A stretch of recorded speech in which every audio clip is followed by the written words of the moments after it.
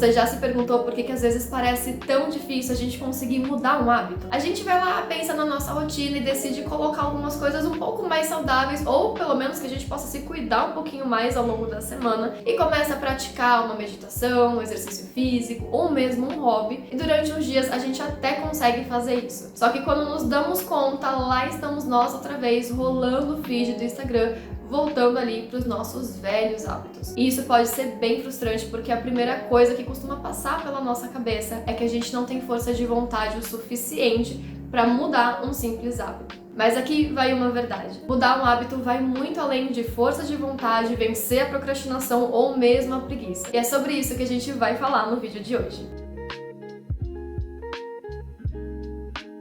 A primeira coisa que é importante a gente ter em mente quando se trata da mudança de um hábito é que o nosso cérebro gosta do caminho conhecido. Nosso cérebro cria caminhos neurais para absolutamente tudo aquilo que a gente faz. E ele não julga se o que a gente está fazendo é bom ou ruim, mas se é conhecido ou não. E isso acontece porque uma das prioridades do cérebro é economizar energia. Então, nesse sentido, quanto mais a gente fortalece aquele hábito, quanto mais a gente repete aquele caminho neural, mais fortalecido ele fica. Vamos pensar um pouquinho aqui no nosso cérebro como um grande gramado. Toda vez que a gente tenta atravessar aquele gramado, a gente escolhe fazer o mesmo caminho. Com o tempo, a gente começa a desenhar uma trilha nesse lugar.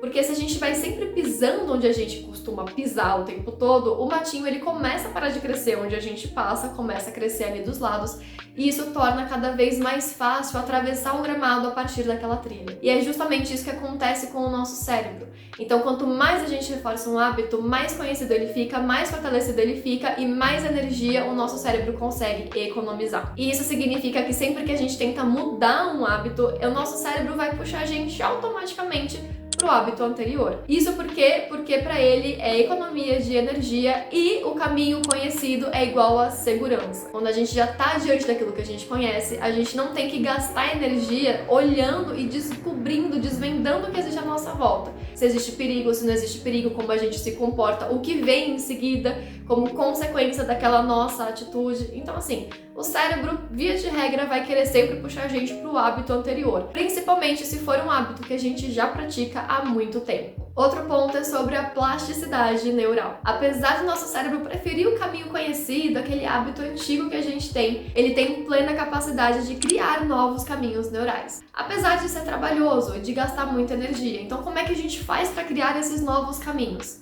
Pela repetição. O nosso cérebro aprende não pela intensidade do quanto a gente está se esforçando, mas pela quantidade de vezes que a gente repete aquilo que está fazendo. Então aqui o importante para a gente conseguir criar esse novo hábito é que, apesar daquela nossa vontade ou de desistir dele ou de voltar para o nosso hábito antigo, que a gente continue com paciência e também com muito acolhimento, interno, que a gente continue exercitando o hábito novo. Porque lembra aquilo que a gente acabou de conversar. Para a gente fortalecer um caminho, a gente precisa repetir. É dessa forma que o nosso cérebro começa a entender que, a partir daquele ponto, o caminho novo se torna aquele que a gente está construindo e a gente vai fortalecendo ele. Quanto mais a gente fortalece esse caminho, mais o antigo vai aí perdendo força, vai desaparecendo. E aí, de repente, quando a gente menos espera, bastante prática, aquele hábito que antes a gente tinha que pensar de forma consciente para a gente conseguir reproduzir, ele se torna automático. O terceiro ponto sobre a mudança de um hábito tem a ver com os nossos pensamentos automáticos,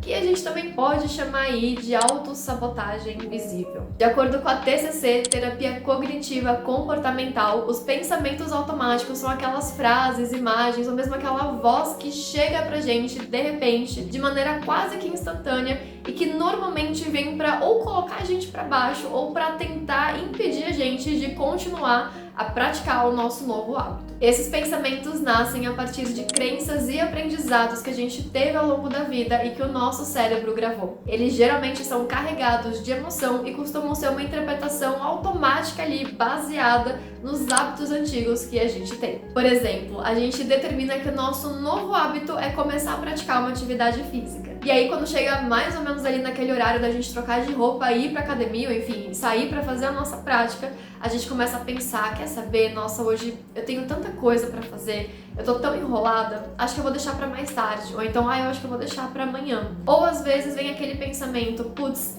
eu acho que eu não consigo fazer isso, meu corpo é muito duro, meu corpo é muito flexível e eu vou me machucar, ou eu não tenho esse preparo ainda, eu vou começar devagar e não vai dar em nada, não vai chegar no resultado que eu quero. Enfim, são pensamentos que a gente acaba tendo de forma automática e, de novo, com base naquilo que a gente já viveu. Porque às vezes a gente tentou fazer um dia uma atividade física e aí é claro que a gente tem que ir acostumando o nosso corpo com aqueles movimentos e a gente acha que a gente não conseguiu fazer ou não fez como a gente esperava, como a gente queria que a gente fosse. E aí a gente já pensa, quer saber, eu acho que isso não é pra mim, eu acho que eu não sei fazer esse negócio. E se a gente acredita nesses pensamentos, o nosso corpo e as nossas ações acabam reagindo como se eles fossem verdades absolutas. Então, no sentido de mudar um hábito, os pensamentos automáticos acabam se transformando aí numa espécie de defensores da trilha anterior. Ou seja, eles querem manter a gente no caminho conhecido. E se a gente não presta atenção nisso, eles paralisam a gente. Ou seja, a gente não consegue avançar. A gente fica sempre repetindo aquele hábito antigo. A chave aqui é identificar esses pensamentos e reconhecer que eles são automáticos. E a partir disso escolher conscientemente fazer algo diferente. Do tipo, eu já consegui outras coisas antes, então é claro que eu vou conseguir essa também. O quarto e último ponto é que a energia também se acostuma. Quando a gente fala sobre mudar um hábito, a gente tá falando também sobre mudar uma frequência energética que a gente tá acostumado. Porque toda vez que a gente tá ali repetindo aquele mesmo padrão, aquele mesmo hábito, a gente tá criando, a gente tá manipulando energias que acabam se transformando em algo familiar pra gente.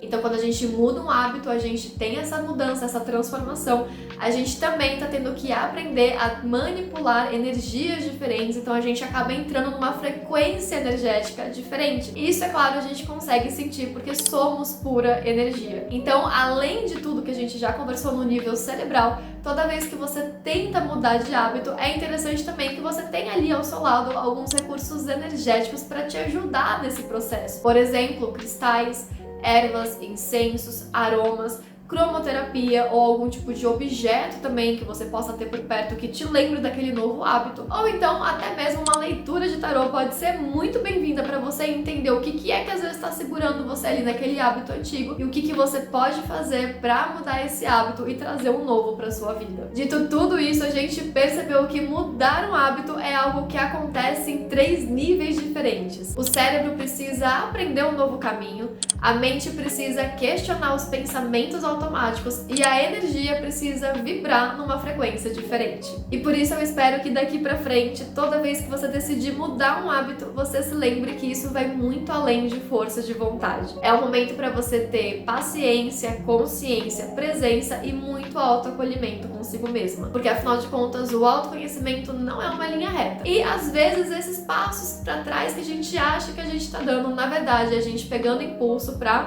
saltar e continuar em frente. Da minha alma pra sua, com carinho, Bel Quintilho.